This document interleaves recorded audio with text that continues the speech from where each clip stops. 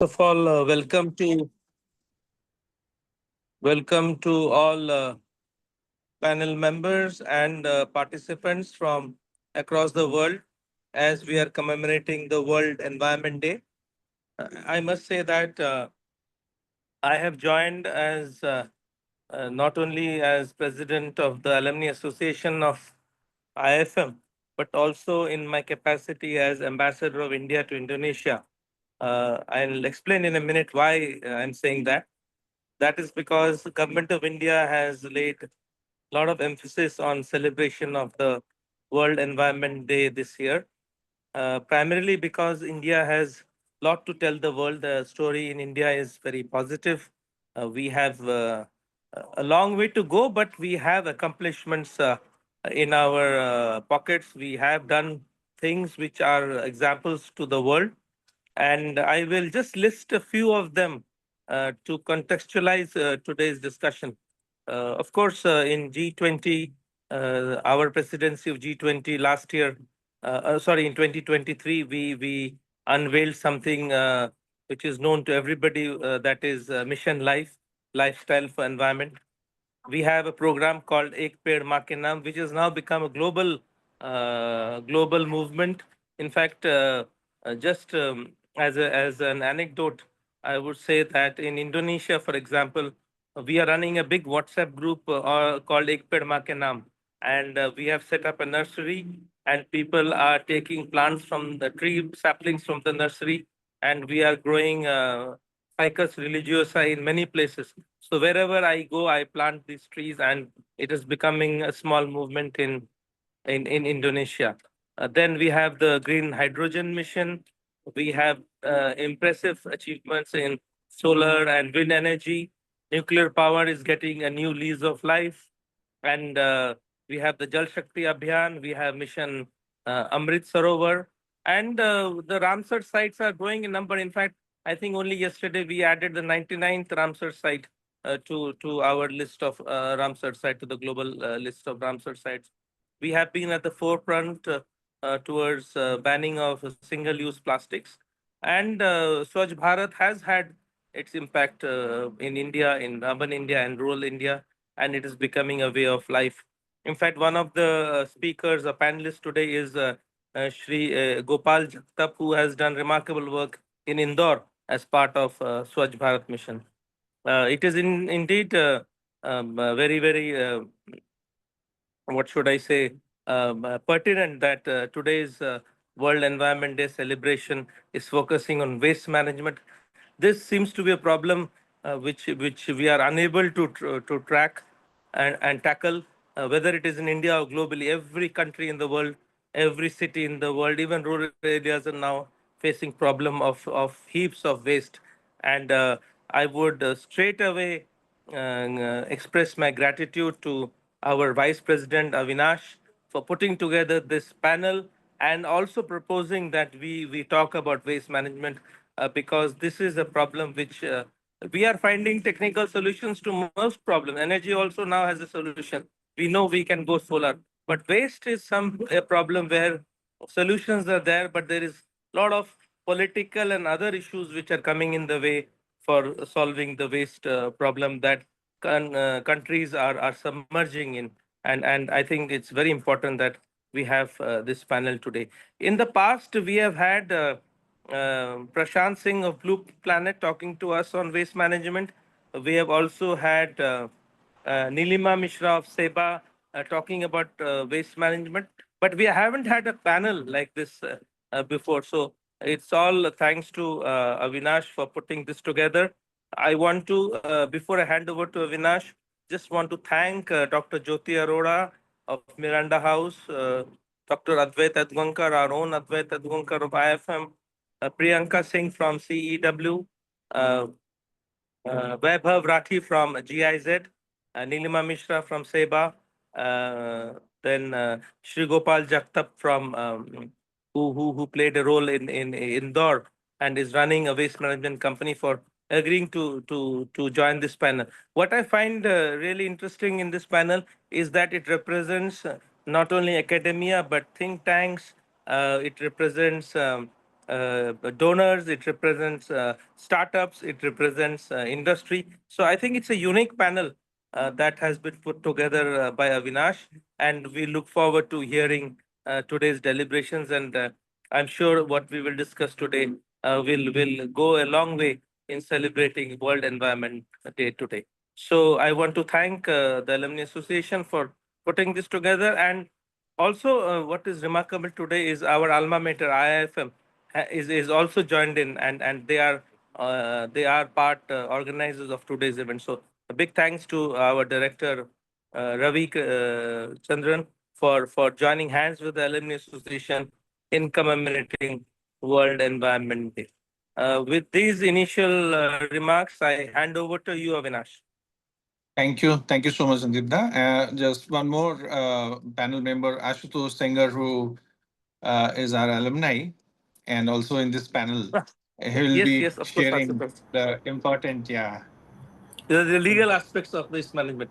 Yes, yes, yes, yes. That's going to be very, very interesting. Thank you so much, Sandipta, for this opening remarks.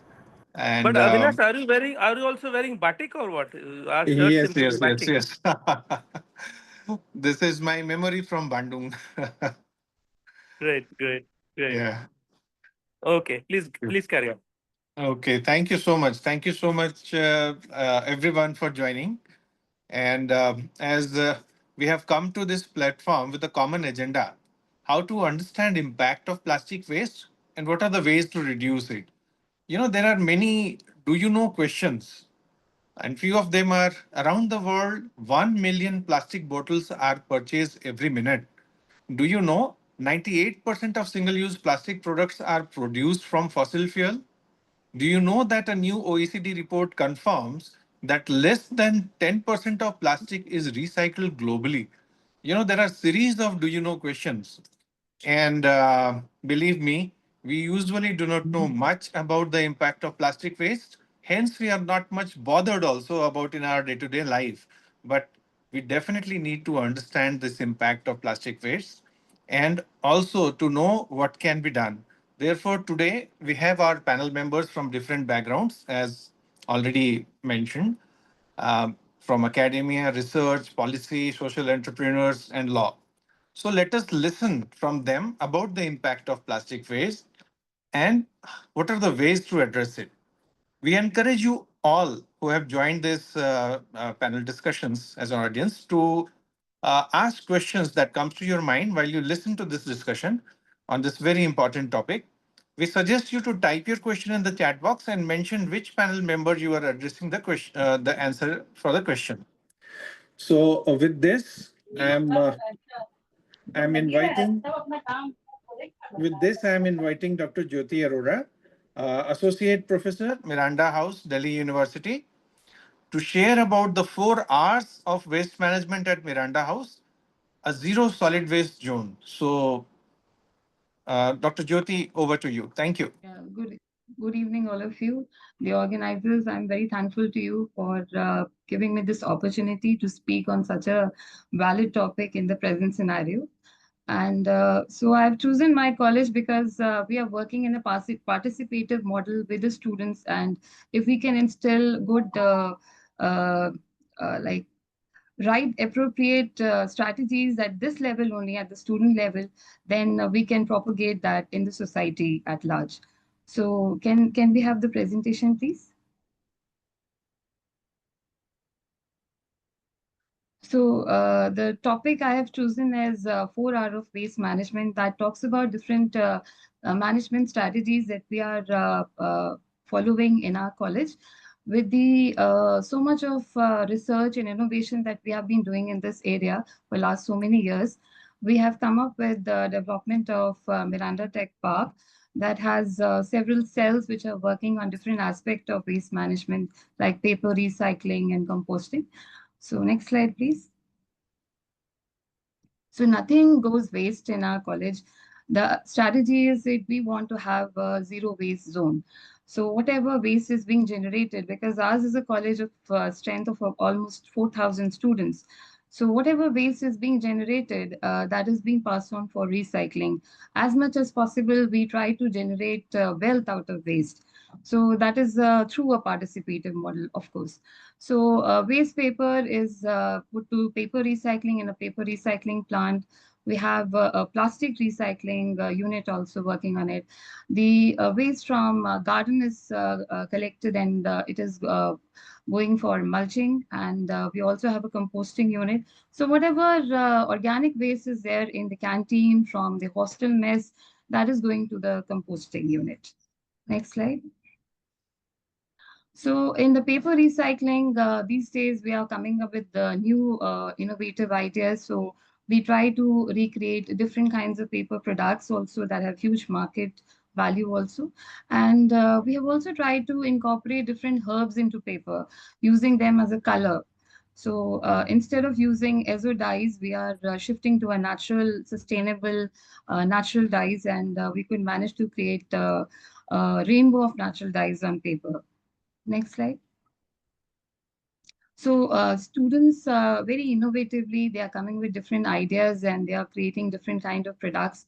And these products usually we are selling in our souvenir shop and also at different events. And they have huge demand. But it's the basically the idea is students are making all this out of waste. So that is a big idea. And compost also, we have been able to generate at our composting plant, and that also has huge demand among the teachers and also outside the college. Next. Next slide, please.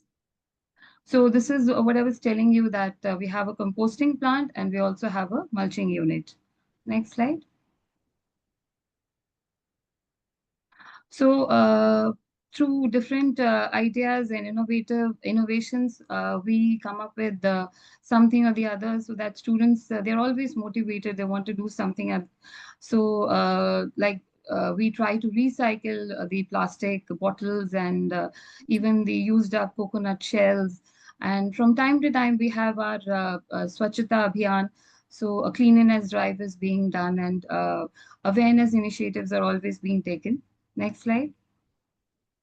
And there are other things also that we are working on. So we are shifting to more renewable and alternate sources of energy, like we have a huge solar power plant. Next.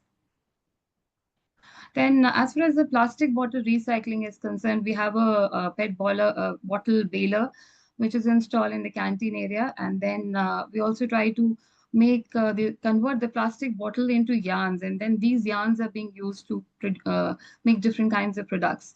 And besides making planters out of these bottles, a student has been doing it very innovatively. They always run plastic collection drive from time to time, and recently, we have worked with Bisleri, and we have come up with this bench that is entirely made from recycled plastic bottle. Next slide. So, energy conservation is another aspect, and there are energy ambassadors. They are working day and night and spreading awareness about energy conservation. Next slide. We also work on rainwater harvesting, and nothing, as I was telling you, nothing is going waste. So whatever gray water which is there in the kitchen and also from the laundry, this is going to grow these plants in through hydroponics, and then the water is this recycled water then is used to water plants in the garden. So nothing is a waste. We try to utilize as much as possible. Next slide, please. And recently, we have also been working on the sanitation and hygiene things, and we have installed in every washroom the incinerators for sanitary pads. So that way we are putting less pressure on the landfills and doing our bit as a part of the society. Next. So enhancing green cover always not only add aesthetic value, but is always good. So we have come up with a herbal garden where 42 species of medicinally important plants are there, and students always come up with some new ideas. So they have created this nakshatra on the wall, very near to the garden, adding aesthetic value to it. Next. So from time to time, we work with several NGOs like WWF.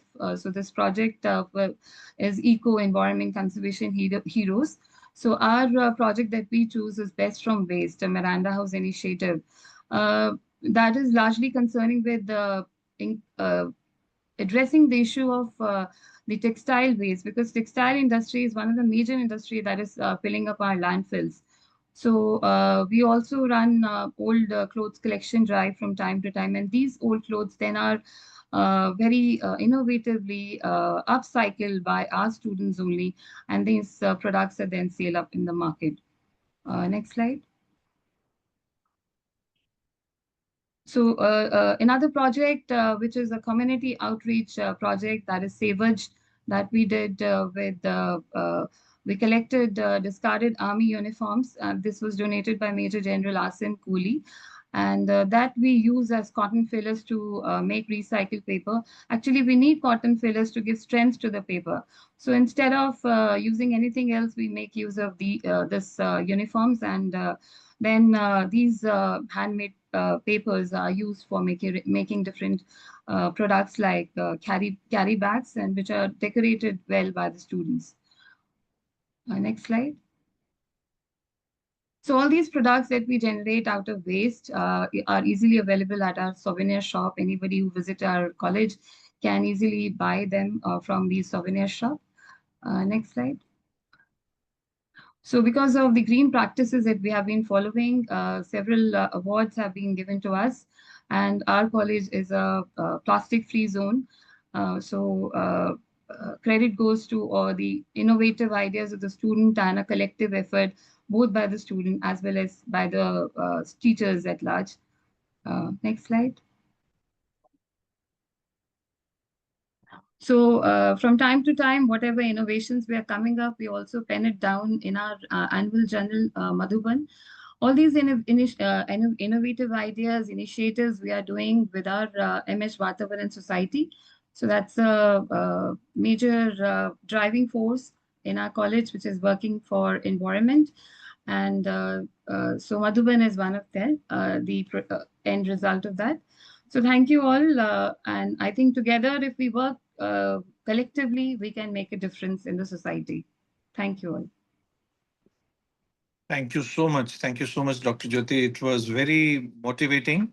What we could see is in Miranda House, you're leading an army of students who are so motivated, and you're able to you're able to manifest that what all can be done. When you say that the Miranda House is a plastic-free zone, you're also giving examples, and it is so encouraging. And I definitely believe that many of the colleges would uh, take inspiration from this, and would take forward this very important mission. So thank you so very much for sharing this. Thank you. Thank you. Um, may I please invite Dr. Advait Edgawkar, Associate Professor in Institute of Forest Management, and he will be talking about effects of plastic waste on wildlife and ecosystem and what can be done. Thank you, Avinash. Can you hear me? Yeah, please. Right. So I can start off by saying very simply that we don't know what can be done. And so then now let me go ahead and so yeah, we know the stats. We think that about 11 billion metric tons of plastic are there in the environment right now. Uh, we know that about 500 million tons of plastic are being put into the atmosphere into the system each year. Like you said, less than 10% is being recycled. There are some estimates that say up to 75 million or 75 trillion pieces of microplastics are there in the sea. Okay. When numbers get to be this big, human imagination boggles. We don't, I mean, I can't think of how big the 75 trillions is. It's just not in the human consciousness to figure out these things intuitively. So it turns out that it's a lot. And what are the effects of these? We can kind of are just beginning to understand the very the tip of the iceberg of what these effects are going to be like. And people are estimating that plastic is possibly killing millions of birds, lakhs of mammals, especially in the sea. Lakhs of fish are dying. What are the sublethal effects of these microplastics? We are only scraping the we don't really know. We know that possibly immune function is declining, reproductive rates are declining. uh, People say that we have in human beings, human animals, sperm counts have declined since the 1940s by a large factor. What these effects are going to be in another 50 years, is the human species going to be extinct? We have no clue. Okay, so it's uh, especially so if I have to restrict myself to talking about just the microplastics, of course, I mean, because it's not just the microplastics, it's the megaplastics also, which have urban waste management implications. But those that big plastic eventually turns out to become microplastic. And what this is doing is, and most of it in some point at some point in time is going to end up in the marine ecosystem. Even if it's in the middle of India, eventually it will kind of wend its way over 1,000 years perhaps into the marine ecosystem. And we know that whales, turtles, sharks, dolphins, seals are being affected by the bigger plastic pieces that we can see. But the microplastics are going into the phytoplankton and the zooplankton. And so the entire system, essentially all of life itself, is being kind of uh, penetrated, or whatever you want to call it, by these microplastics. Uh, is it going to have huge implications in terms of health? I suspect yes. I mean, all of us suspect yes. How much is it going to be? What is it going to be? We have absolutely no clue. And this is the case generally with most of wildlife questions. We generally have no clue of how these cycles play out. We know that it affects. There are these micro effects that happen, that change people's behavior, that change animal behavior, that change their ecosystem function. There's been one paper out recently that says that plastics are affecting planetary boundaries and all kinds of things. So it's affecting things that I normally would not have think of, like climate change, like biogeochemical cycles. So many things that are being affected. uh, how do we kind of deal with this? So yeah, so one more thing that we talk about when we talk about plastics, we are actually talking about a lot of plastics plus the additive chemicals. People, there's one estimate that says about 13,000 chemicals are being used in these plastics as additives. And so far people have hazarded a guess that 3,200 of them approximately are of human health concern. These are just guesses at the moment, educated guesses. It could be a lot more. There are these endocrine disruptors, and there are these, things that lower immunity. There's in fact, an entirely new disease that is called plasticosis that has happened in seabirds, which is causing digestion problems and scarring in the intestines. This is, we are just discovering these things, and I'm sure as science progresses, we'll find out more. Uh, what we think of as plastics is actually thousands of variations of the structure, the shape, the chemicals, the size, which can cause various kinds of health issues. And the formula of many of these plastics are proprietary, and the companies that make them are not really willing to tell us. So we don't even know what the chemicals are in many places, what the combinations are. Um, what I want to, I want to keep this, short so that we can think about this. I think that one way of, what are the solutions? One is, I don't know. We don't know what the solutions are. Uh, One way of thinking about this is not as a waste management problem, but if we can get it into the popular consciousness to think of it as a major health emergency rather than just a waste management problem. And so the kind of resources that the world put it into, solving the COVID issue, we should be thinking about those sorts of, resource kind of utilization, or put it into that kind of a health emergency, because uh, diseases like COVID, while they are very nasty and have led to a lot of pain for the world, possibly would not have threatened humankind with extinction, while something like microplastics perhaps could. And I think if we can, get the social marketing people into this, and kind of make people realize that this is the kind of possible problem we are dealing with, I think then we could start thinking of figuring out how to tackle it. The other thing that I'll end kind of here with while programs like uh, taking personal responsibility for plastics are very good, I think they kind of miss the issue in terms of uh, the macro problems. I mean, we can do all the eco-friendly lifestyles that we want, and that perhaps might not change very much in terms of the global picture. So, I mean, while it is really important for us to do these individual lifestyle changes, lobbying at the global level and those sorts of things and stuff that Sandeep Da could possibly tell us much more about, I think those would have a huger effect on how we pursue this. So I think that basically is what I wanted to say. Is again, to reiterate how these things affect us, we really have no clue at the moment, except for very tantalizing glimpses of what nasty things can happen in terms of cancers, in terms of major health issues, in terms of population loss for wildlife. And I mean, it's all life, whether it's wildlife or whether it's human beings. We are all going to be affected very badly. I think I'll stop here. Thank you so much, Dr. Advait. Definitely, you talked the impact of plastic waste on wildlife and ecosystem.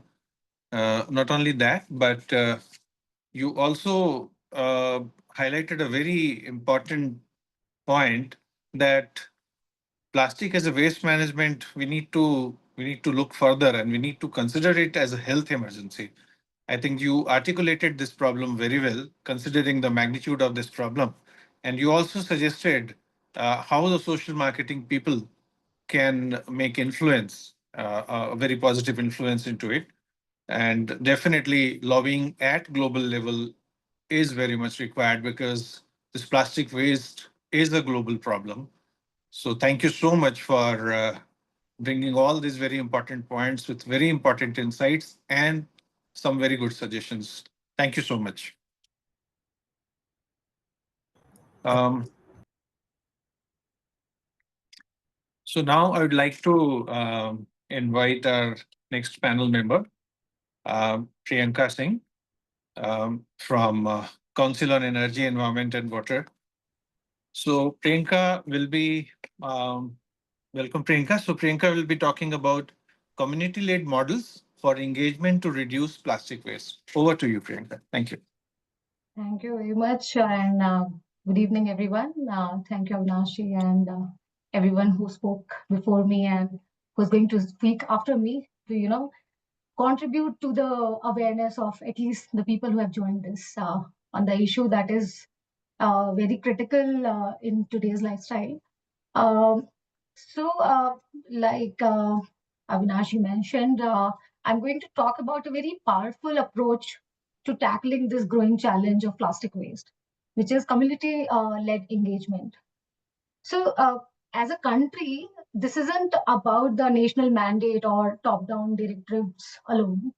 It's also about empowering local residents to become active participants and leaders. Because how many of us are there? We are just, I think, 63 right now. But if we as a community, lead something, then we have the power to, reach out to maybe 6,000 more. So that's the power of community-led engagement. But why we all have gathered here is we heard Dr. Jyoti Arora about the initiative, the wonderful initiative that also kinds of puts us in a question that if Miranda House can do it, that why not other 90 colleges in DU, right? So I'm going to talk about what are the key features of a community-led approach. And so what basically defines what are the key features that are there in the community-led engagement. So one, it involves local people. So example is the college that she talked about, so Miranda House. These are often working with, civic societies. They are NGOs. There are government agencies involved. There are businesses involved, and there is a call to action where we are. I mean, in case of plastic waste management, we are trying to reduce. We are trying to segregate better. We are trying to collect, and we are trying to recycle, and we are trying to avoid as much as we can from landfill. Right. So this is basically a way for communities to, because let's all be very practical here. Our urban local body, or for that matter, any government in this whole world, does not have the capacity to deal with the problem that we are facing. Right. We have a growing challenge of plastic waste, which is not going to come down. The challenge is how we manage it better. And for that, we can't just do it with our own local bodies, because as a country, we have wonderful policies. And in fact, we are way ahead with, when we compare ourselves to many developed countries in terms of laws and policies. And I think one of our speakers is going to talk about the wonderful policies that we have for plastic waste management. Right. Coming back to the key features. One is, how do you approach anybody who is willing to take a community led approach or community level engagement? And I think we have a live example from Miranda House. So what has been done is, we have to first understand the beneficiary. So if you are trying to work in a slum like Dharavi, you have to understand what kind of challenges they are facing, and what are the how can you make them understand the language that you have to speak in, and what kind of waste is coming out. So followed by our capacity building. Once you understand the challenge, you have to build their capacity, which is customized to their requirements. And it can be some very crucial skills like waste segregation, following by different recycling techniques. So just to tell you, so you gave us a figure of 8% recycling. I can assure you that India is one of those countries combining both informal and formal, that for certain plastics, we do have value, and we are very much, we are very good in terms of, the recycling rate, PET being one. So there are valuable plastics. There are plastics which are not really valuable because they are written that they are recyclable, but when we look at the cost of recycling, they're not really done, and that's why they end up in your drains, they end up burning, they end up in landfills. So that is something that we need to understand as a citizen. Like, I cannot stop plastic altogether from my daily lifestyle, but I can choose that what kind of plastic am I going to use. Can I replace certain carry bags with cloth bag, or maybe something more sustainable? Can I replace a plastic bottle? Right. So those are the things that we need to build capacity of the communities that we are going to work with. Followed by, this needs to follow by economic incentives. Like, say for example, in case of the example that uh, Dr. Arora gave. So she actually demonstrated a model where there were some products which can empower certain communities.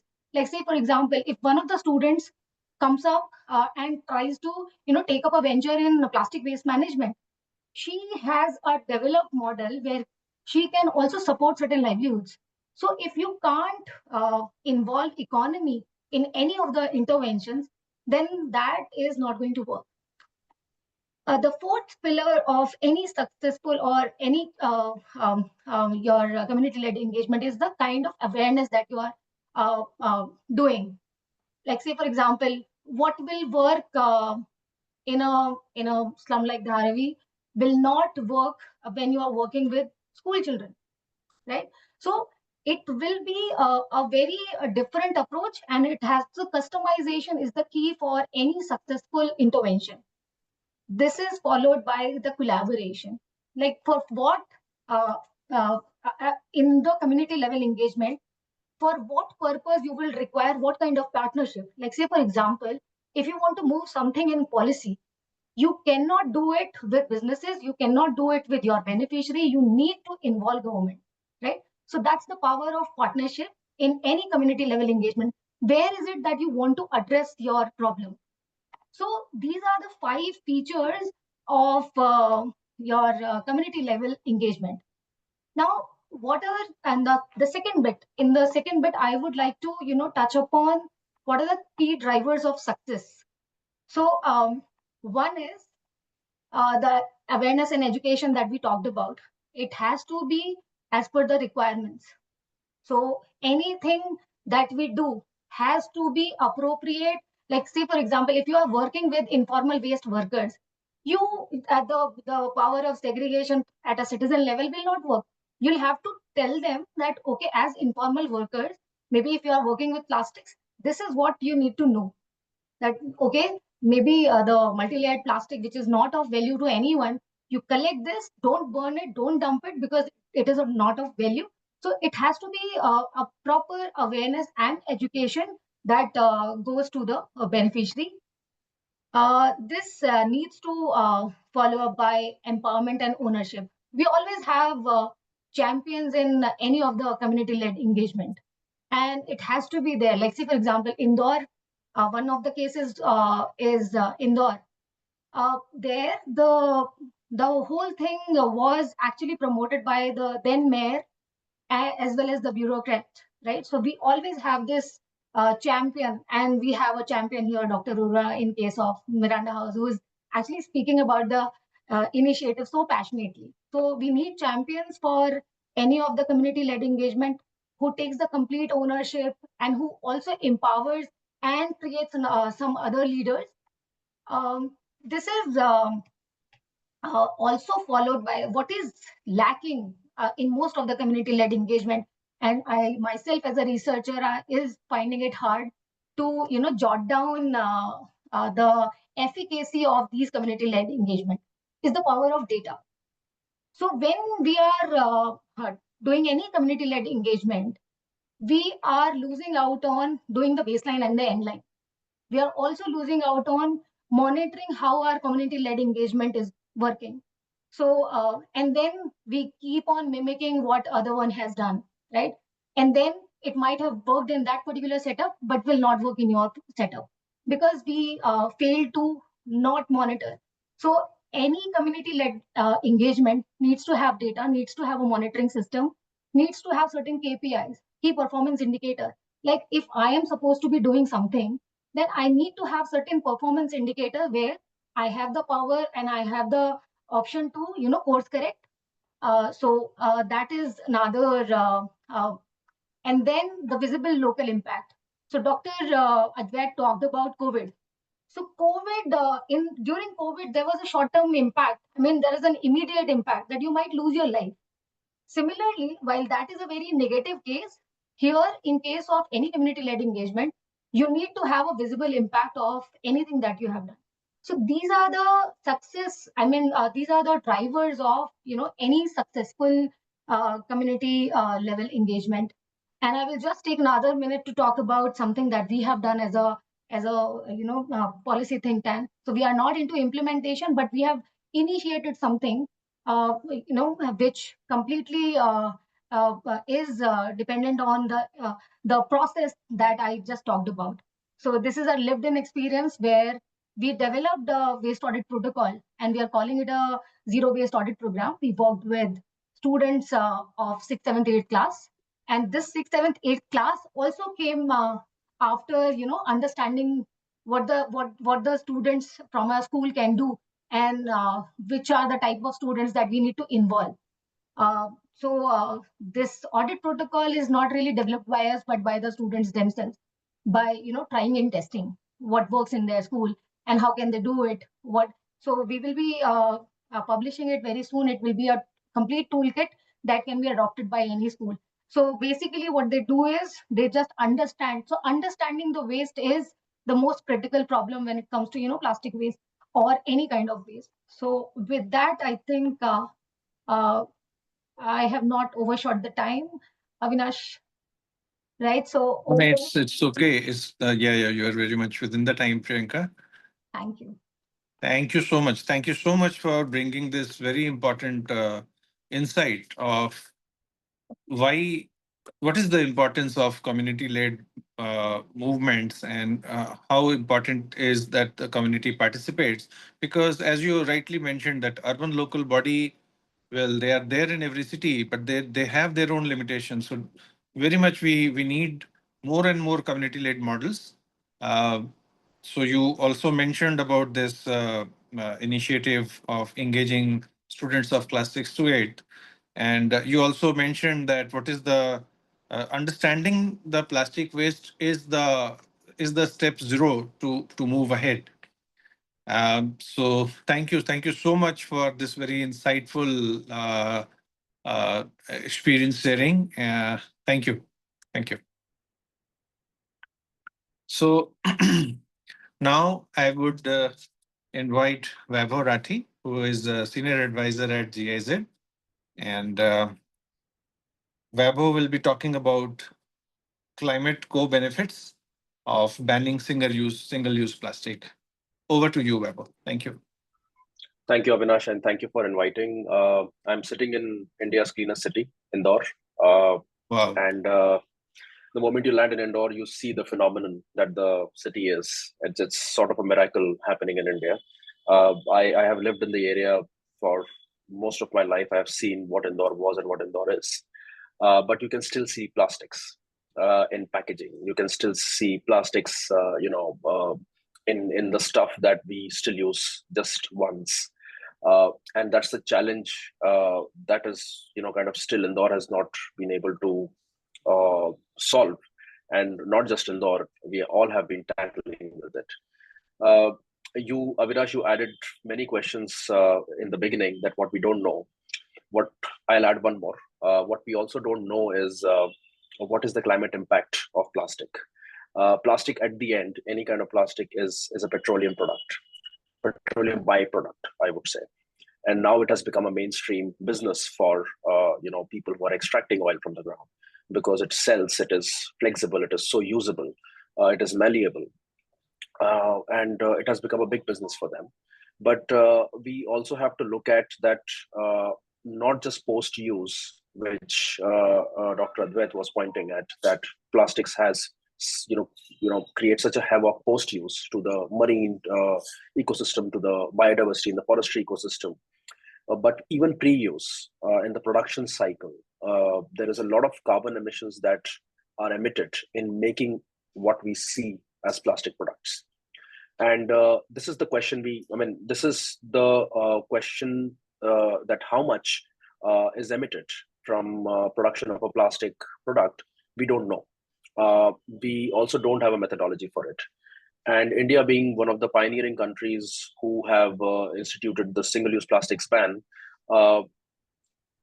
many other countries did. 7, 8 other countries also have single-use plastics ban. But none of these policies, these are policies which are material focused. These are basically instituted to reduce plastic waste. But the policy in black and white does not say that how much carbon emissions can be avoided if we are not using the single-use plastics. And that is what we are attempting to find out. For the past 1.5 years, there has been rigorous research happening with CEW, OPM, and Perspectives in a project that we are doing with these 3 organizations in developing a methodology for the single-use plastics ban policy, so that in a very simple way, but also in a very scientific way, any officer, a municipal body, or a Department of Environment officer, or a public sector or a private sector organization, if they ban plastics in their own areas, can calculate how much emissions I have avoided. But to be very fair, we also have alternatives, which are produced using natural resources, and we have to see, are these single-use plastics items faring better or worse as compared to the alternatives? So, for example, is a plastic spoon better in terms of emission reduction, or a bamboo spoon is better in terms of emission reduction? We have to compare apple to apple. Then only we'll be able to scientifically find out is it a net emitter? Is a plastic spoon net emitter or a net reducer of carbon emissions? So this is what this methodology does. It compares a plastic spoon with a bamboo spoon. It compares with a paper bag with a plastic theli. So the methodology is almost ready, and we are doing it under the under a project that we are having with MOEFCC. MOEFCC, Ministry of Environment, Forest and Climate Change, have given the green light to do this methodology development, because this will be first of its kind attempt at the state level. We have chosen two states, Tamil Nadu and Maharashtra, to collect data. And as Priyanka was saying, data is just not there.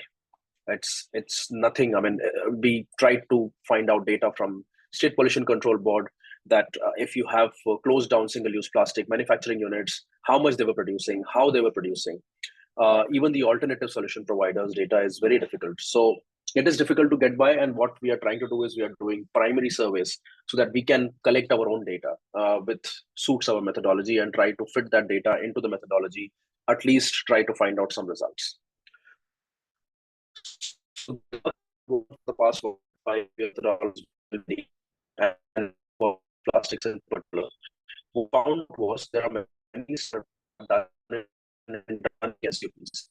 It means if there's CP ban, there Sorry, were 8 Raghu, your items banned. voice is breaking. Okay. Is it better now? Yes, it is better. Yeah. So out of the 8 items which were banned, it failed in terms of its implementation. Frankly, and we all know this is not a secret. I mean, for the plastic, it is not effective. It is everywhere.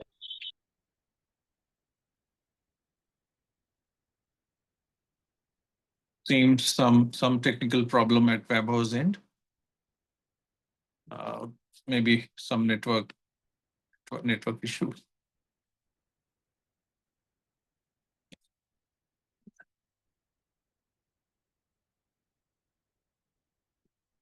We'll wait for few moments.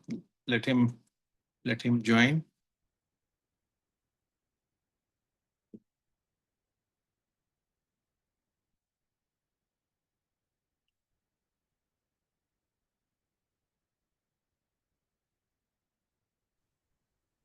Maybe Avinash, you can move on to the next Okay. panelist or open questions. Sure. So when Vaibhav joined, we'll resume his session, and in the meantime, I am inviting Nilima Mishra. Nilima is the founder of SIBA Green Solution. Nilima, over to you. Thank you. Thank you so much for having me here. And it's been really lovely listening from so many people about their experiences and their expertise also as well.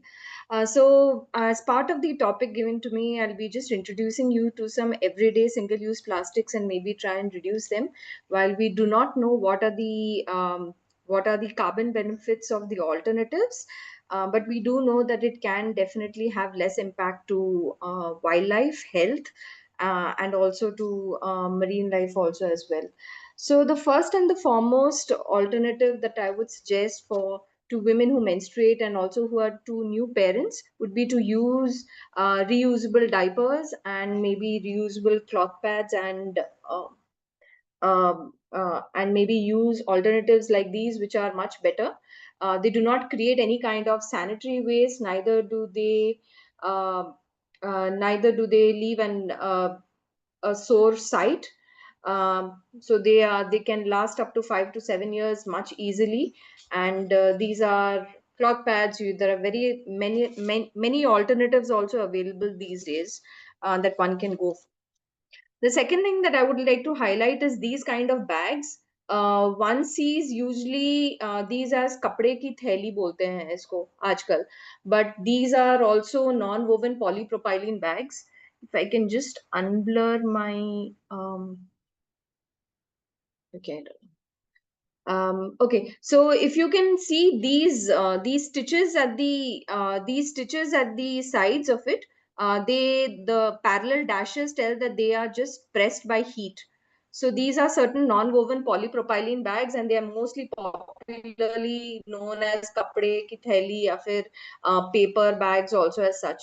But even if you try and avoid these bags as much as possible, even if you whatever bags you have at home also, you just try and utilize that to its maximum capacity is what I would like to say.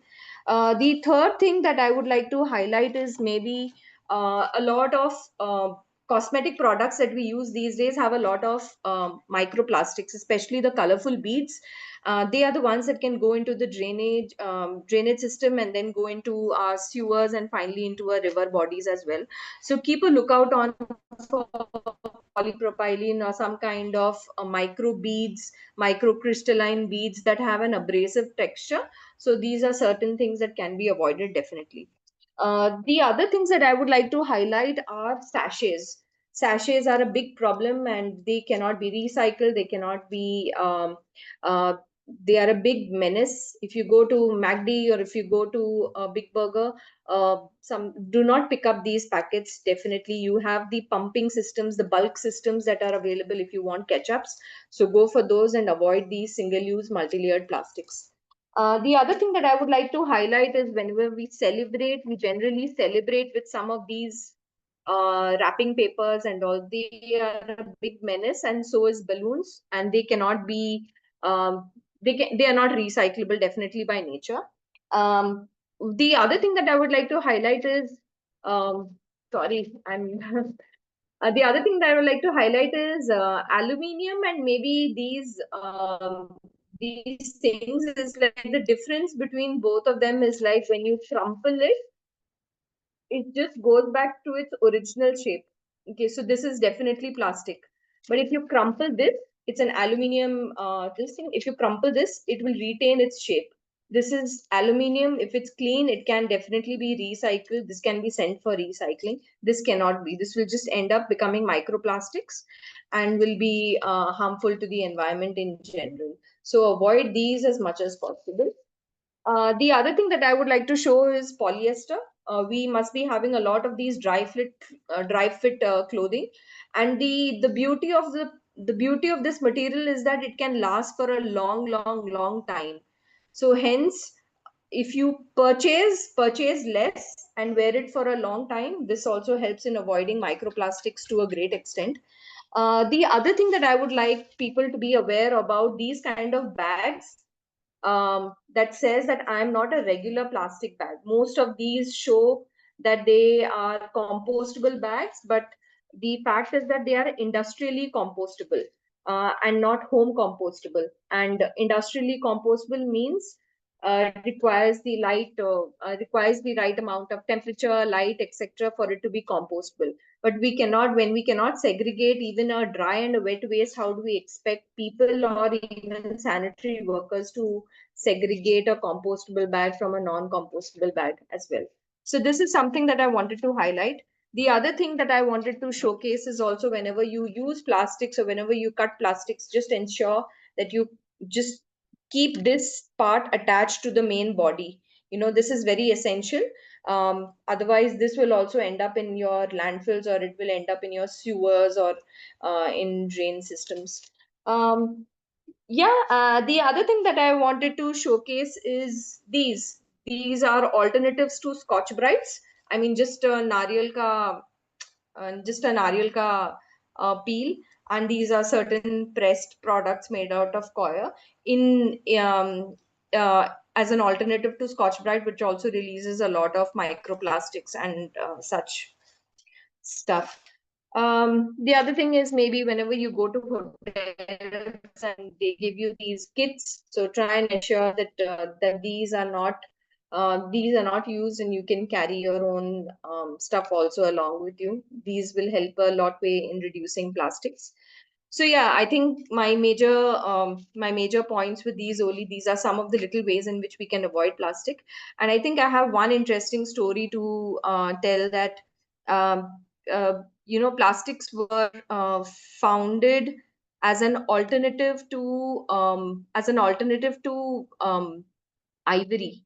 So when billiards were being played, billiards balls used to be made out of ivory, and one ivory tusk from Asian elephants used to generate around 5 to 6 billiard balls. So this company came out with a competition that we want an alternative to no ivory, and that is why bakelite and celluloid, those were actually first invented. So these were invented as a solution to help reduce your tusks and elephants being killed. But the very thing that we have generated is actually killing quite a lot of wildlife, as Advait sir also mentioned, and is also having a lot of health impacts in the long run. So I think it's just to be more wary about what we use. Yeah, I'm done. Thank you so much, Avinash sir. I hope I did not breach the time limit. No, no, no. You are very much within the time, and thank you so much, Nilima.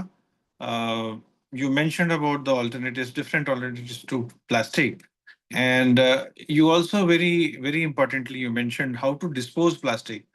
So this demonstration led discussion was very useful and very insightful, and look forward to hear more from you in some other discussion, and lots of good wishes for your great work. Thank you so much.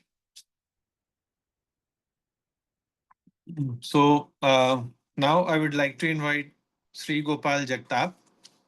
Sri Gopal Jagtap has been doing wonderful work, and behind the cleanliness of Indore as a cleanest city of India, his contribution is very significant.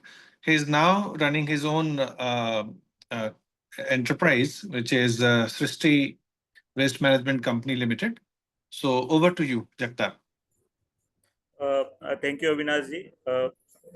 मेरी आवाज आ रही है बराबर? हाँ हाँ आ रही है. अच्छा, सॉरी, मैं ट्रेवल कर रहा था इसलिए थोड़ा सा जहाँ भी जगह मिली वहाँ मैं अपना प्रेजेंटेशन स्टार्ट कर रहा हूँ. तो सबसे पहले तो आप सभी लोगों को वर्ल्ड इन्वायरमेंटल डे की बहुत बहुत शुभकामनाएं, बधाई. वैभव जी ने ये बताया जैसे कि वो आज इंदौर में है, क्लीनेस्ट सिटी में है, इंदौर की सब लोग चर्चा कर रहे हैं. तो जो मेरा टॉपिक भी है वो बिहेवियर चेंज के ऊपर है. 1 minute.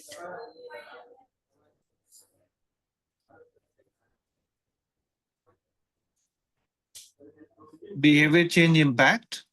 Yes, no, 1 minute. Yeah, social and plastic. You can see the PPT. Yes. So behavior change impact on solid and plastic waste management. तो ऐसा मेरा मानना है, पिछले 18 सालों से हम वेस्ट मैनेजमेंट में काम कर रहे हैं कि सॉलिड वेस्ट मैनेजमेंट अगर किसी भी सिटीज़ को चेंज करना है तो जो ह्यूमन बिहेवियर है, ह्यूमन बिहेवियर में सारे स्टेक होल्डर हैं, या प्लास्टिक वेस्ट मैनेजमेंट की बात करें तो बिहेवियर चेंज एक अपने आप में एक इनिशिएटिव है.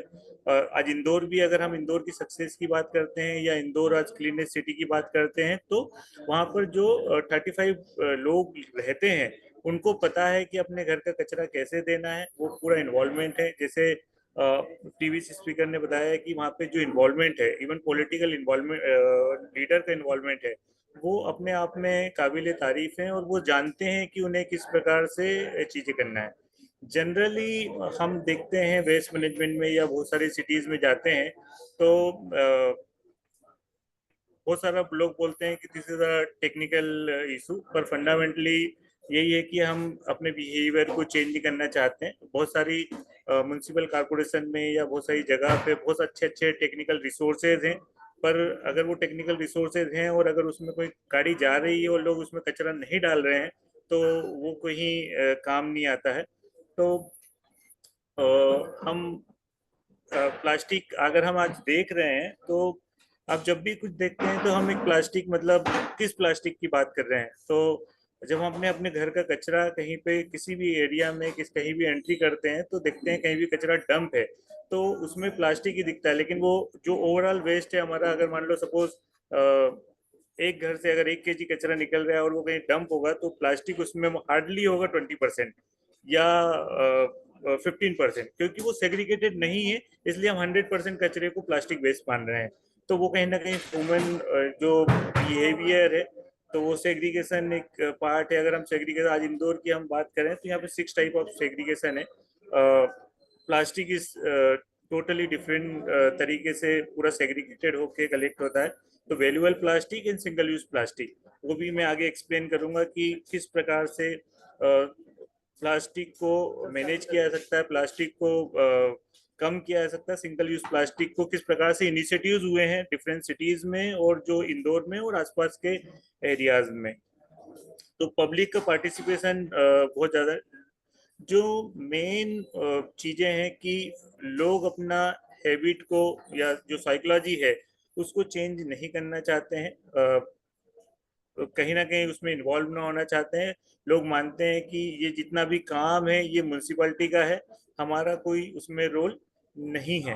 तो वो एक कहीं ना कहीं प्रॉब्लम है। ये मेरी रिस्पॉन्सिबिलिटी नहीं है कचरे को मैनेज करना, प्लास्टिक को मैनेज करना, म्यूनसिपैलिटी का रिस्पॉन्सिबिलिटी है। हम तो यूजर चार्जेस दे रहे हैं, हम तो पैसा देते हैं म्यूनसिपैलिटीज को, तो मैं क्यों करूँ, वो तो म्यूनसिपैलिटी करेगा। ये सारे देखने को मिलता है और देख भी रहे हैं और हमने काफी फेस किया है इंदौर में। अगर हम जब हम इंदौर भी आज जब हम क्लीनेस्ट सिटी की बात करें, इवन 2014 के पहले अगर देखें तो सारे प्रॉब्लम्स थे इंदौर में। बड़े बड़े हिप्स हैं सिटी में, जीबीबी पॉइंट्स हैं, पब्लिक का कोई इन्वॉल्वमेंट नहीं है, प्लास्टिक जनरेशन इंक्रीज होते जा रहा है। तो वो सारे चीज़ों को आइडेंटिफाई करना, लोगों को इन्वॉल्व करना, लोगों को बताना, लोगों को अच्छा सर्विसेज देना, वो सारा स्टार्ट किया। देन वहाँ पे जितने भी स्टेक होल्डर हैं उनके साथ में मीटिंग्स करना, उनको इन्वॉल्व करना, वो पूरा किया। देन स्ट्रेटेजी, अगर हम लोगों को अपनी सीरियसनेस के साथ में, कोई भी म्यूनसिपैलिटीज हो या कोई भी व्यक्ति हो जो अगर वेस्ट मैनेजमेंट में बिहेवियर चेंज करना चाहते हैं, तो 1-to-1 कम्युनिकेशन, ये हमारा एक स्ट्रेटेजी बड़ा काम आया। जो हम 1-to-1 कम्युनिकेशन करते हैं ईच इंडिविजुअल उस सिटी में जितने भी लोग रहते हैं उनके साथ में। देन डिमॉन्स्ट्रेशन, डिमॉन्स्ट्रेशन कहीं ना कहीं लोग जब तक देखते नहीं है, जब तक उसको मानते नहीं है कि ये हो सकता है या ऐसा किया जा सकता है। तो हम सब बात करते हैं, सारे लोग बात करते हैं, इवन म्यूनसिपैलिटी बात करती है कि हमें प्लास्टिक उपयोग नहीं करता, लेकिन उनके यहाँ जब आप मीटिंग में जाएंगे तो प्लास्टिक की बोतल रखी हुई मिलेगी, सिंगल यूज प्लास्टिक की बोतल रखी हुई मिलेगी। बड़ी मीटिंग्स करेंगे तो उसमें तो लेट्स स्टार्ट। हमने ये किया कि आप अपने पहले खुद करके दीजिए, आप अपने मीटिंग में अपने ऑफिस को प्लास्टिक फ्री कीजिए। इवन जो बेन प्लास्टिक है, मान लो सपोज 200 ml से 200 ml एंड ml से नीचे वाला बॉटल्स बेन है, लेकिन आप शादियों में जाएंगे तो वो मिलेंगी। आप किसी ऑफिस में जाके बैठेंगे गवर्नमेंट, वहाँ पे आपको वो प्लास्टिक की बोतल दे दी जाएगी। तो हमने स्टार्ट किया कि पहले आप खुद बंद कीजिए, देन आप ज्ञान बांटिए। तो लोग सुनते हैं, लोग देखते हैं। हम सेग्रीगेशन की बात करते हैं, भाई पहले खुद कर लीजिए, देन उसके बाद में अपन बात करते हैं कि आगे क्या करना है। तो वहां से लोग जब देखते हैं, सुनते हैं, इवन बच्चे भी, तो वो सारा चीजें। देन इंसेंटिवाइजेशन, कुछ अवार्ड और रिवॉर्ड सिस्टम हमने मतलब प्लास्टिक बैन के लिए इंदौर म्यूनसिपल कॉर्पोरेशन के साथ साथ में और भी बहुत सारी जगह पे हमने बर्तन बैंक, झोला बैंक और वो सब स्टार्ट किया फ्री ऑफ कॉस्ट। हमने करीबन इंदौर में 4 बर्तन बैंक स्टार्ट किए थे। उसका पर्पस यही था, हम सब इंडियन, पहले आपको सब याद है हमारे यहाँ कुछ भी प्रोग्राम्स होते थे, शादी होती थी, इवन नुक्ता होता था जब कोई, या तेरहवीं होती थी, तो हम सब अपने समाज के बर्तन लेके आते थे और प्रोग्राम करते थे। आज अगर हम एक बर्थडे भी होता है तो एक व्यक्ति 6 डिस्पोजल यूज करता है मिनिमम। तो हमने वो सारा कैलकुलेशन किया और 4 बर्तन बैग को डिफरेंट एरिया में स्टार्ट किया। और हम लोगों ने लगभग मतलब पिछले 4-5 सालों में, मतलब एक साल में लगभग 4.5 लाख डिस्पोजल सेव किए। सारी दुकानों में आप जाएंगे, वैभव जी भी बात कर रहे थे इंदौर का, या अभी आपने देखा होगा जो कुंभ हुआ प्रयागराज में, तो प्रयागराज में जो भी कुंभ हुआ वहाँ पे कहीं भी आपको डिस्पोजल और प्लास्टिक की बोतल और वो सारा चीजें नहीं मिली होगी। उसके अल्टरनेटिव प्रोवाइड किए गए। आज जैसे वर्ल्ड इन्वायरमेंटल डे है, तो हमने आज सृष्टि जैसे अभी अविनाश जी ने बताया, एक स्टार्टअप भी है और हम लोग काफी काम कर। आज हमने एक बड़ा इनिशिएटिव स्टार्ट किया है, प्लास्टिक लाओ थैला पाओ। तो वो एक इनिशिएटिव वापिस झोले की तरफ है कि हम एक सब्जी लेने जाते हैं तो 4 सब्जी, अगर 6 सब्जी ले रहे हैं तो डिफरेंट डिफरेंट पॉलिथीन में 6 सब्जी वो दे देते हैं, और वो 6 सब्जी लेके हम 7वीं सब्जी एक बड़ी पॉलिथीन में लेके घर आ जाते हैं। तो हम पूरे सभी जगह पे एक प्लास्टिक लाओ थैला पाओ कैंपेन स्टार्ट किया। आप अपने घर का जितना भी प्लास्टिक है वो लेके आइए, या उपयोग मत कीजिए, या आप शपथ लीजिए कि मैं प्लास्टिक का उपयोग नहीं करूँगा, एक झोला लीजिए। तो वो इनिशिएटिव, और उसमें लाइवलीहुड को जोड़ा है, जितने भी हमारे एसएचजीज के मेंबर हैं उनके साथ मिल के उनको वो सारा चीजें प्रोवाइड की है। कुछ स्ट्रेटेजी हैं जो ऑलरेडी सब लोग अभी डिस्कस कर चुके हैं कि वर्कशॉप करना है, स्कूल प्रोग्राम्स करना है, कम्युनिटी मीटिंग्स करना है, लोकल लीडर्स को इन्वॉल्व करना है, इन्फ्लुएंसर को इन्वॉल्व करना है, बहुत सारा मतलब ब्रांडिंग करना है, अपने सारी चीजों को बताने के लिए। मतलब जब व्यक्ति, जैसे हमने बताया, जो देखता है वो सीखता है, जो देखता है वही मानता है। तो सारी आप इंदौर में कभी भी कहीं भी, या इंदौर में कहीं भी जहाँ पे हम काम कर रहे हैं, सारी दीवारों पे अगर हम बात करें प्लास्टिक का उपयोग नहीं करना है, तो हर जगह आपको मिलेगा प्लास्टिक का उपयोग नहीं करना है। अगर हम बात करें, अगर कोई मिल गया प्लास्टिक का उपयोग करते हो तो उसमें हैवी फाइन है। मतलब बैन है, बैन करने के बाद सिंगल यूज प्लास्टिक अगर किसी के यहाँ मिल गया तो minimum is 500 rupees, maximum is 1 lakh rupees. Recently आज का ये केस है जिसमें 50,000 फाइन हुआ है। तो वो सारा चीजें यहाँ पे मतलब अवेयरनेस के साथ साथ में, लोगों को बताने के साथ साथ में, उनको सर्विसेज देने के साथ साथ में फाइनिंग सिस्टम भी यहाँ पे इम्प्लीमेंट हुआ है। देन जैसे हमने बताया कि बर्तन बैंक जो है वो काफी हद तक प्लास्टिक, क्योंकि लोगों को अल्टरनेटिव देना पड़ेंगे। अगर अल्टरनेटिव नहीं है तो लोग प्लास्टिक का उपयोग करेंगे। तो हमने alternative with the support of municipal corporation, with the support of private vendors, stakeholder, community leaders, SHG member, उनके साथ मिलकर ये सारे इनिशिएटिव्स। देन उसके बाद में campaign with schools, no plastic, सारे बच्चों को जोड़ना, सारे बच्चों के साथ में बात करना, प्लास्टिक फ्री स्कूल क्रिएट करना, जीरो वेस्ट स्कूल क्रिएट करना। अभी वैभव जी वहीं पे होना, कुछ एयरपोर्ट हो, इंदौर एयरपोर्ट आज पूरा जो है वो एक जीरो वेस्ट कैंपस है, तो जीरो वेस्ट कैंपस बनाना, वो सारे इनिशिएटिव्स पूरा स्टार्ट किए। Waste out of waste, plastic का उपयोग करके उसको रीयूज करके उसको रिसाइकल करके, वो सारे इनिशिएटिव्स हैं।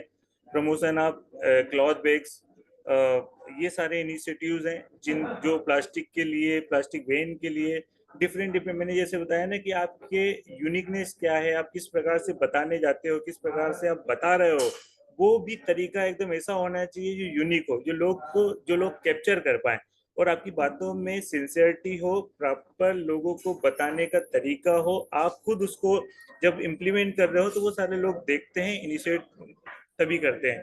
तो उस प्रकार के इनिशिएटिव्स हैं ये। हमने प्लास्टिक लाओ थैला पाओ कैंपेन्स बहुत सारी जगह पे करने के बाद में बहुत सारे लोग प्लास्टिक ला के देते हैं ना, जब हम उसको रिसाइकलिंग भी है, तो वो रिसाइकलिंग फैसिलिटीज भी प्रोवाइड कर रहे हैं कि ऐसे जो सिंगल यूज प्लास्टिक के बाद में जो प्लास्टिक्स हैं उनको किस प्रकार से प्रॉपर वे में रिसाइकलिंग किया जाए। देन जीबीपी ब्यूटिफिकेशंस, अगर मान लो सब जगह आप देखते हैं किसी भी एंट्री पॉइंट में जाते हैं और वो प्लास्टिक होता है तो वो कहाँ से आता है, तो उसको सबको रिड्यूस करने के लिए काफ़ी चीज़ें इनिशिएटिव्स हुआ है। ये अवेयरनेस कैंपेन्स हैं डिफरेंट डिफरेंट। हमने प्लास्टिक बूथ बना के कि इसका किस प्रकार से इन्वायरमेंट को, क्लाइमेट को इम्पेक्ट होता है, तो वो सारा दुकानों में, कमर्शियल मार्केटों में, तो वो सारा चीज़ें सर्विसेज अवेयरनेस एक्टिविटीज़ उनको करते हैं। ये अभी अहमदाबाद का एक बहुत अच्छा इनिशिएटिव है। अहमदाबाद में है इस प्रकार की बॉटल्स में लोगों को अवेयर करने के लिए, आप अपना प्लास्टिक का उपयोग मत कीजिए, अगर है भी तो हमें डोनेट कीजिए, और आगे से जो स्कूलों में है different categories. Then behaviour change impact है, वन टू वन कम्युनिकेशन, जैसे हमने बताया प्रॉपर सोर्स एग्रीगेशन, जो इनर्ट है वो लैंडफिल में जाने से बचे, सोर्स एग्रीगेशन को हम ज़्यादा प्रमोट कर पाएँ। रिड्यूस ऑलरेडी मैंने बता दिया, और रिड्यूस सिंगल यूज प्लास्टिक्स हैं। रिसाइकलिंग का रेट, अगर हम प्रॉपर वे में सही ढंग से प्लास्टिक को कलेक्ट करें और लोगों को बताएं कि वो सेग्रीगेटेड करके रखें, तो वो एक अच्छा सा ऑप्शन है। लिटरिंग वाला एक पार्ट है, कम्युनिटी इन्वॉल्वमेंट है। बहुत सारे लोगों ने अपना कम्युनिटी में ही plastic free community, plastic free मंदिर, plastic free schools, plastic free campus, वो सारे चीजें इनिशिएटिव और एक strong support for plastic ban, वो बहुत जरूरी है कि म्यूनसिपलिटी का सीरियसनेस उससे दिखता है कि वो किस प्रकार के इनिशिएटिव ले रहे हैं, उस पर क्या फाइनिंग सिस्टम है, किस प्रकार लोगों को बताना भी जरूरी है कि किस किस प्रकार के प्लास्टिक को बैन किया हुआ है। Thank you very much. Thank you so much, Jagtap. Thank you so much for very, very important discussions and experience sharing. आपने जो बहुत बहुत ही इम्पोर्टेंट बात कही कि हमारी क्या जिम्मेदारी है। हमें लगता है कि हम तो टैक्स पे कर रहे हैं, तो ये म्यूनिसिपल कॉरपोरेशन का काम है कि वो प्लास्टिक वेस्ट कलेक्ट करे। और आपने बहुत सारे बिहेवियर चेंज की ज़रूरत पर बात किया। तो ये सारे जो भी इनिशिएटिव्स आपने लिए हैं वो बहुत इम्पैक्टफुल हैं और बहुत ही इंस्पायरिंग है। So thank you so much for sharing your experiences. Thank you. Thank you. Now I would like to invite Asutosh Singer. Asutosh Singer is an advocate on record at the Supreme Court, and um, he deals with environmental law, litigation, policy advisory, and ESG matters. So over to you, Ashutosh. Good evening, sir. Thank you, everyone. So should I share the slides or are you sharing the slides? Perfect. I mean, it's okay. Even you can. Fair enough. No. Yeah. Hanji. Someone can control the slides. At the outset, I'd like to thank the Alumni Association for the invitation. And thank you, Ambassador, for the welcome address. And also a special thanks to Avinash, sir. You were genuinely coordinating so amazing. I felt really sorry, responding tad late. So the topic that I was given is the EPR in plastic waste regime. I was allotted 7 minutes. I thought, let's try and deconstruct it. So I wanted to take you all through a scenario like the birthday party. So next slide, please. So just imagine you're hosting a grand birthday party and guests come in. They bring in gifts with a plastic packet wrapped. You have beautiful food caterers coming in, but the food is packed in plastic package. We all had a great time, but what's at the end of the party? It's a mess. This is the kind of mess it looks like.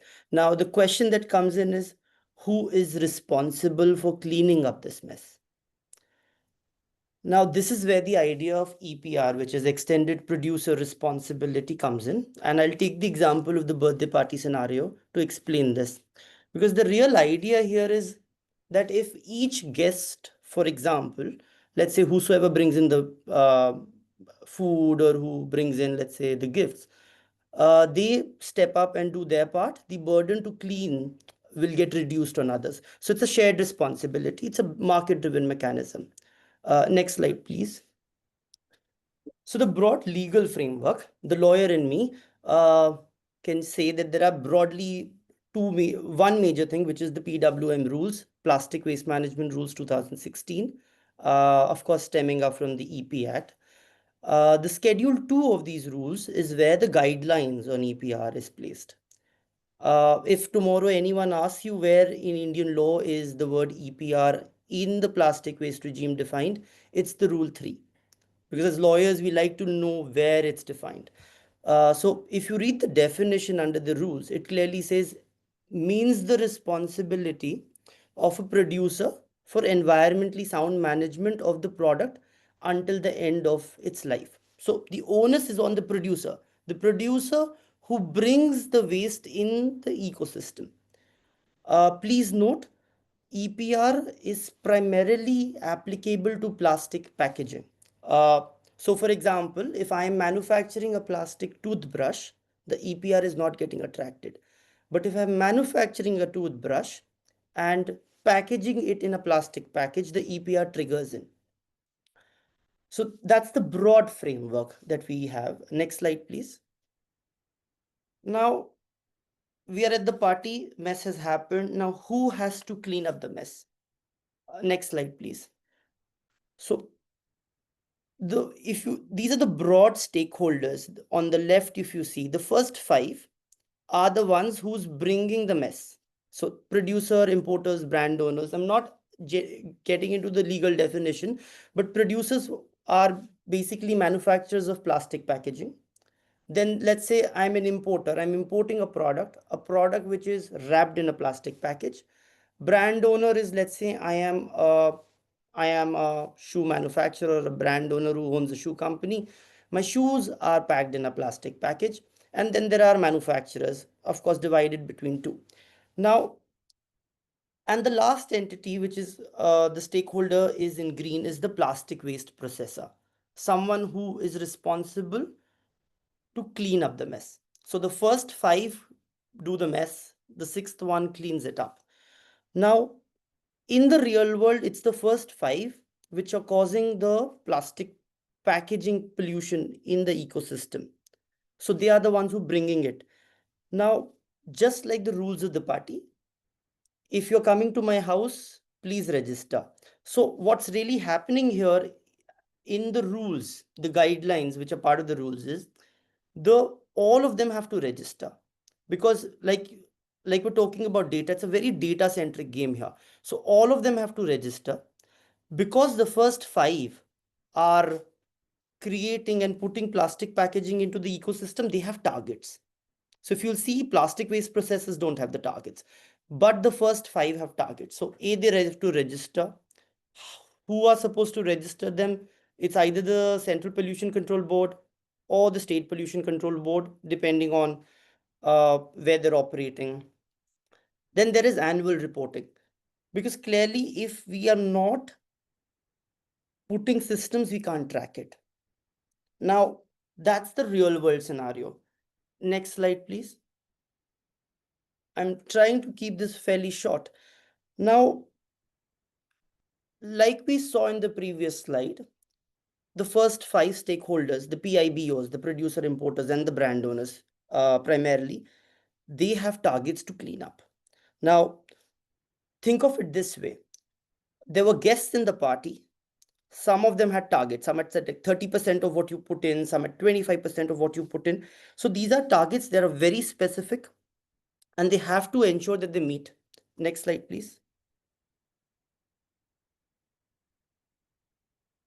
So who generates these certificates? It's the plastic waste processor or the local authorities. I'll primarily keep the example of PWP, which is the plastic waste processor, here in my discussion. So they are the ones who are collecting and processing the waste on behalf of the PIBOs. Now, what kind of, there are categories of the certificates depending on, so there are five broad categories of the plastic in the rules, not getting too much into it. But so the certificates that are generated are category wise. They can be used. So who are the users? It's the PIBOs and the manufacturers who had an onus, the obligation. So everybody had the obligation to register, but the obligation for EPR targets was only on the first five. Now it's like that, okay, if I'm meeting the target, great. If I'm not able to meet my target, then I'm supposed to buy. It's like a very market driven approach. So the money is flowing from the person who's bringing the waste into the market. So if I, for example, is an importer and I am not able to complete my targets, then I'm supposed to shell out. Now someone else, let's say there's another importer who's brought more certificates, he can trade. It's more like a share trading that's happening. Now I ask myself a question, what's the price of it? So the EPR floor price, CPCB fixes it. There is a benchmark, there's an highest price and the lowest price. It's connected to the environmental compensation, which is differently calculated. But the highest price could be the 100% of the EC, the lowest price could be 30% of the EC. So the price shoots between this range. Next slide, please. Now, just like any other good game, we have referees here as well. So the pollution control board, both the central and the state pollution, they act as watchdogs. So they have to do audits, inspections. They have to ensure that the others are operating. Are they registering? They're not registering.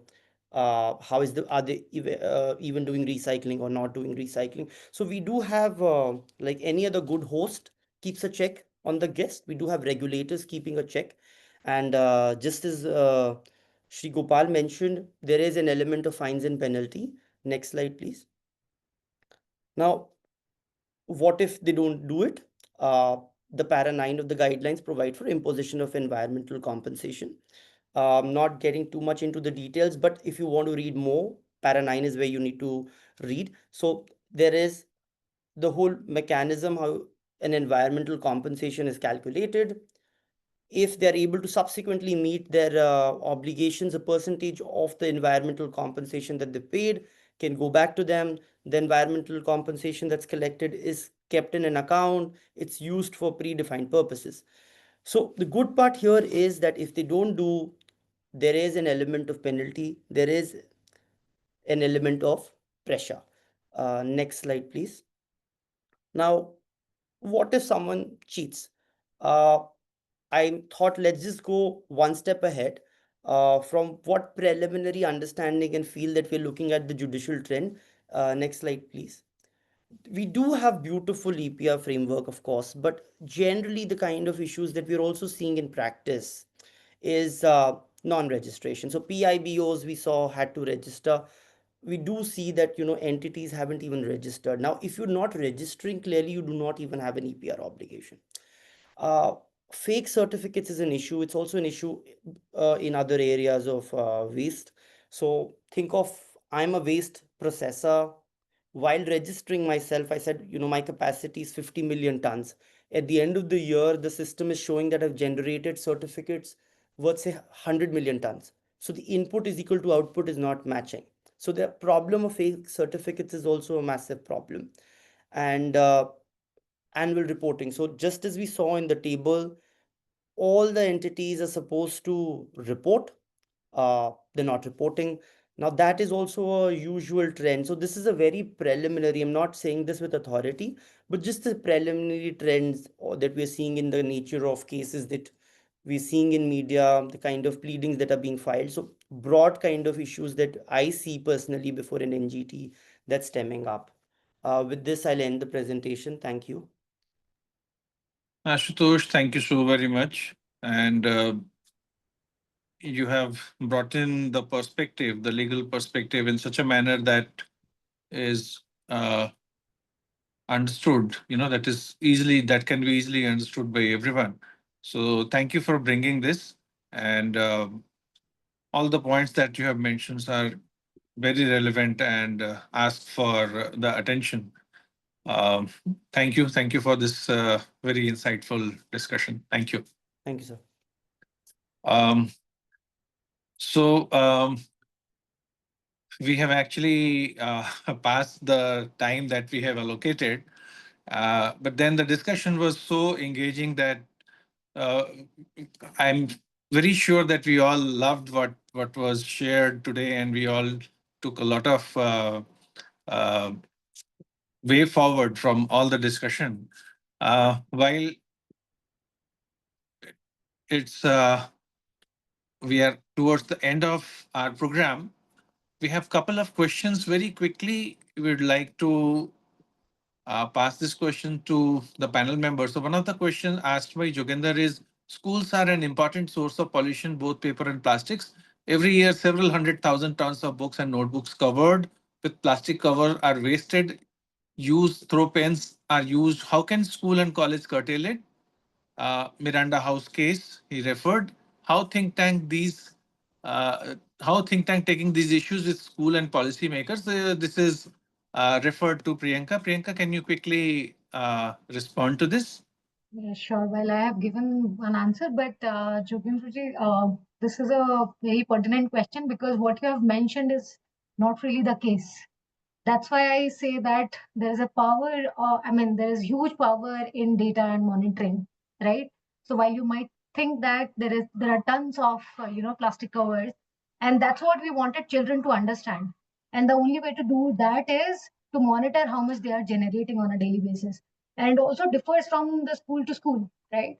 What kind of facilities you have. So only when you know what is it that you are producing, then only you will have a plan to reduce it, right? So that's what we are trying to create that evidence for schools that this is how you produce, and these are the way the next stage is where students also come up with solutions on taking the first hour, which is entirely missing except for this EPR policy, There is no other policy that talks about reducing plastic waste, while we know that the first R is actually reduce.